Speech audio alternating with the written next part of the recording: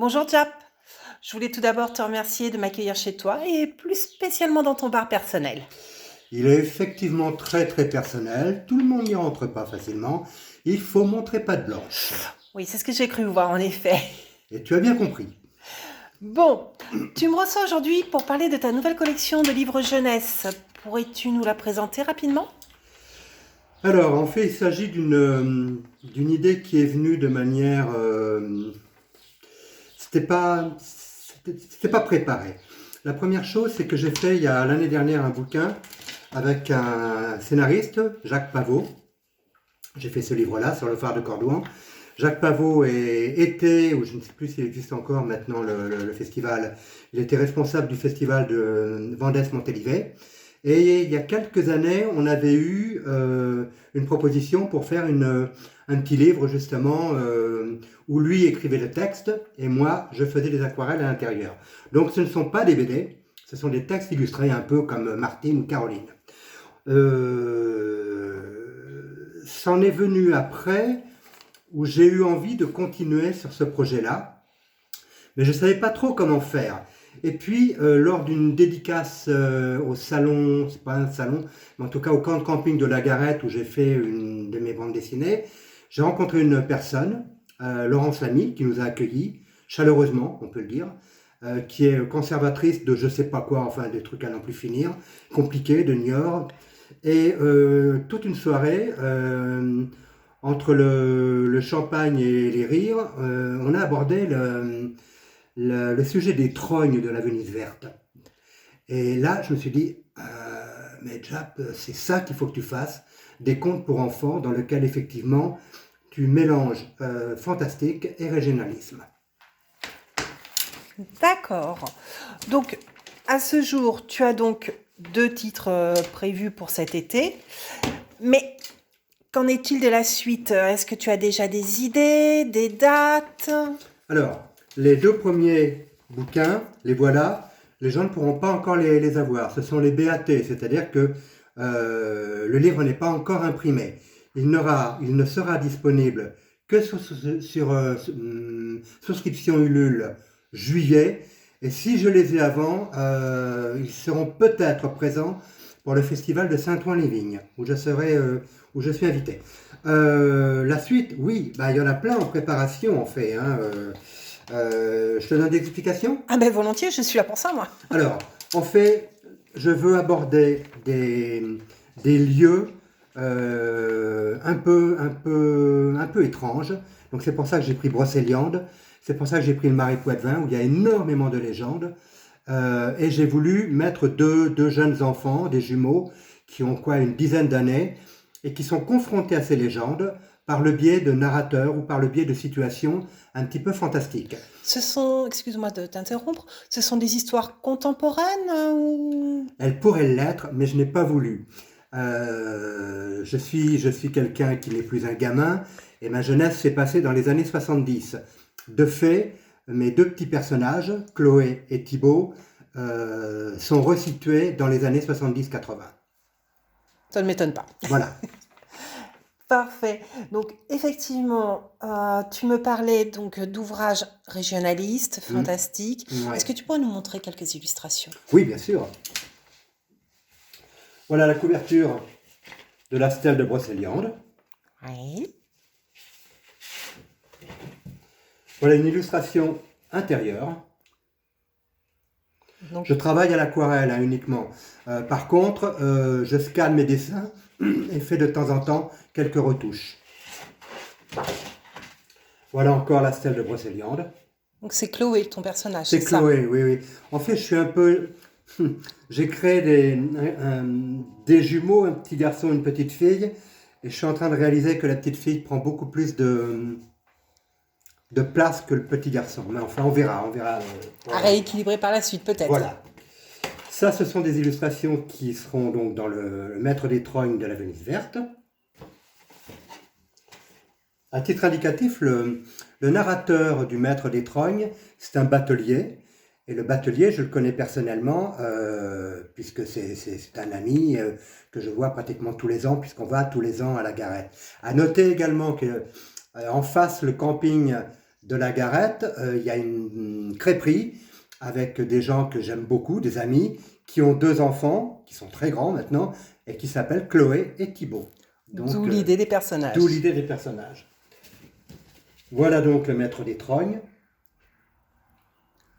qui sera un rebouteux, hein, un petit peu. Et puis voilà encore quelques illustrations. Avec cette fois-ci Thibaut. Avec cette fois-ci Thibaut. Parfait. Voilà. Merci. Donc, tu nous disais plusieurs titres en préparation. Est-ce que tu as déjà des idées quant aux dates de sortie, aux thématiques? Tu nous as parlé tout à l'heure de la mare au diable. Est-ce qu'il y a d'autres régions que tu veux viser? Oui, alors la mare au diable, elle est écrite. L'histoire est écrite. Il faudra que la correctrice remanie mes textes.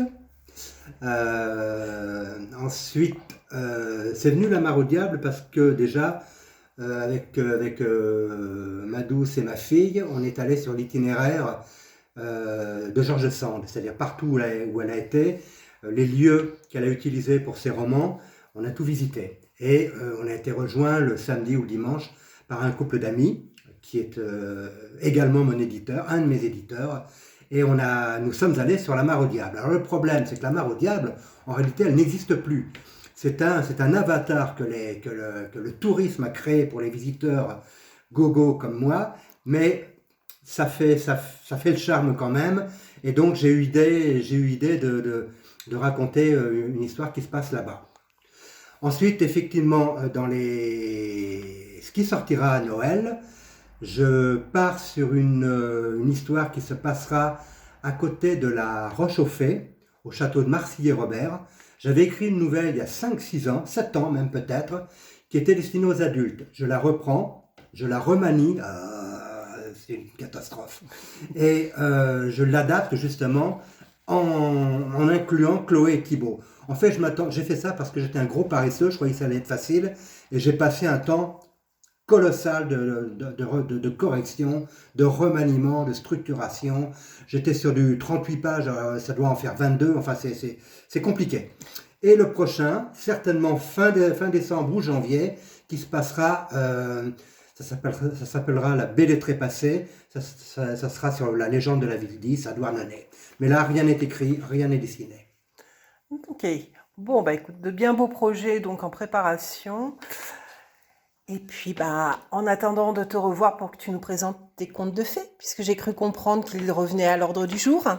Oui, il y a une quinzaine d'années, j'avais créé des petits livrets pour ma fille qui s'appelait Contes de fées, parce qu'elle me disait « Oh papa, tu fais que des choses pour adultes, je peux pas les lire. » Donc j'ai dit « Ok, je vais te faire ta collection. » J'ai fait quatre petits bouquins, brochés, simples, mais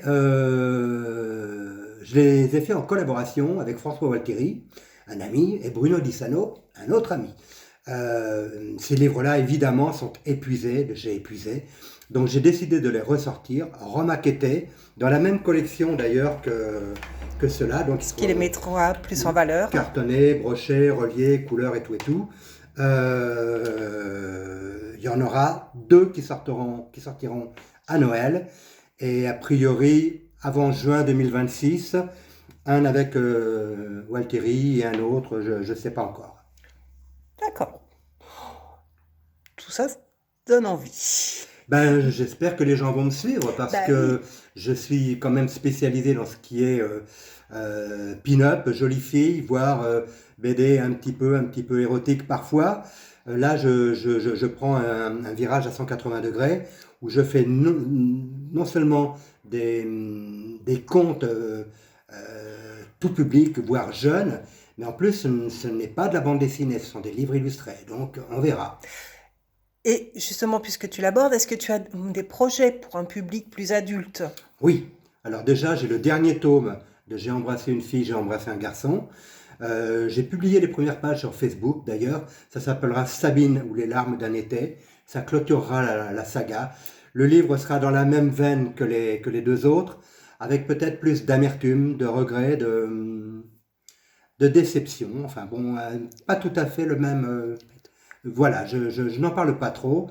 Et je suis en train de préparer, là aussi, une bande dessinée, là par contre, sur sur une snipeuse à Stalingrad, donc en 42-43. Donc là, on va être dans un truc beaucoup plus réaliste. Mais je préviens, ce n'est pas érotique. Ça sera violent, ça sera poétique également, mais il n'y aura pas d'érotisme. C'est pas toujours utile. Non, bah, je Et pense le que sujet déjà... ne s'y prête pas vraiment. Oui, puis là, je viens déjà de sortir, il y a peu de temps, Croquis, où effectivement, il y a 280 pages de dessins érotiques. Pour l'instant, ça va le faire. Très bien, bah écoute, je te remercie pour tes informations. Merci à toi. Et puis, bah merci pour le jus de cerise, qui est bien bon. Ça Bien fait aussi. plaisir de le découvrir. Et puis à bientôt. À bientôt, merci.